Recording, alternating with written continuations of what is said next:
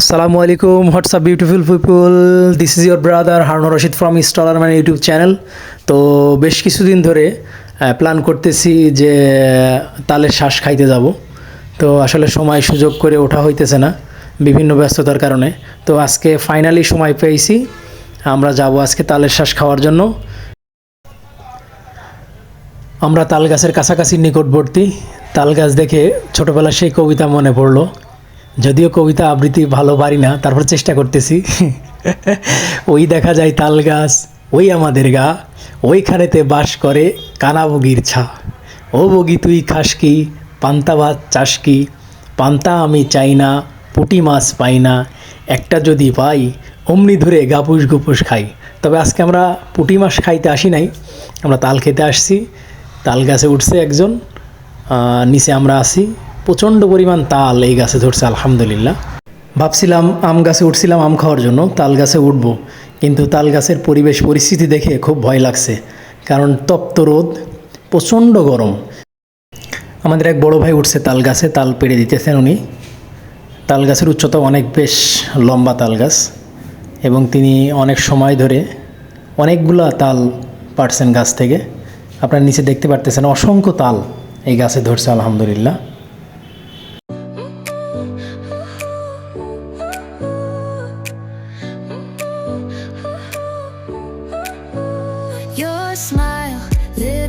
তাল এক একটা কাঁদিতে মোটামুটি এভারেজ 10টা করে তাল ধরছে। তালের সাইজও বেশ মাশাআল্লাহ খুব সুন্দর।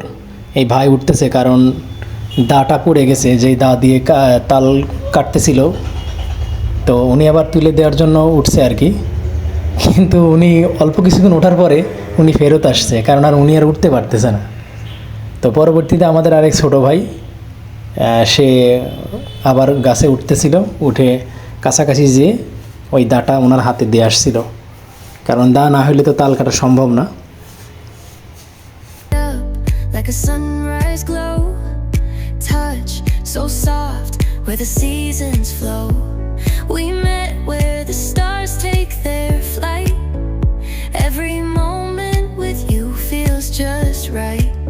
Whisper your name in the rush of the breeze.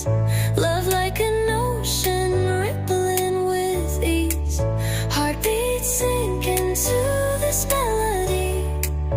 You and I forever, wild and free.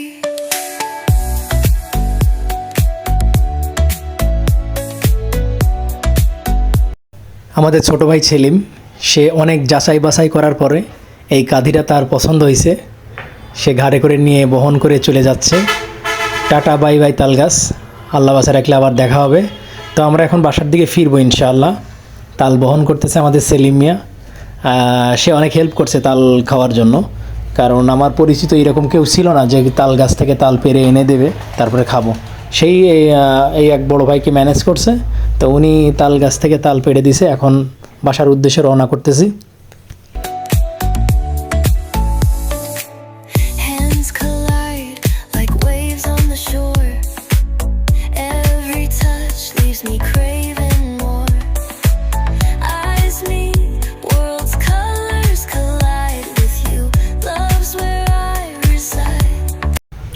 ঠান্ডা মারবো তোমাকে ডান্ডা, হয়ে যাবে তুমি ঠান্ডা। এই গরমে ঠান্ডা ফান্ডা কোনো ব্যাপার না, সব বাদ, এখন তাল খাওয়া হবে। তালের যে রস, তালের রস খুবই সুস্বাদু এবং টেস্ট। যদিও তালের রসটা এখনও খাইতে পারি না, এই বছর ইনশাল্লাহ খাবো। তো সেলিমাকে অনেক বেগ পেতে হয়েছে এই তালগুলো বহন করার জন্য, কারণ দড়ি ছিল না, দড়িও খোঁজা হয়েছিল, দড়ি পাই নাই। তো যার কারণে এক হাতে ড্রাইভ করছে এবং অন্য হাতে তালগুলো ধরে নিয়ে আসছে। এই জন্য সেলিম মিয়াকে অসংখ্য ধন্যবাদ।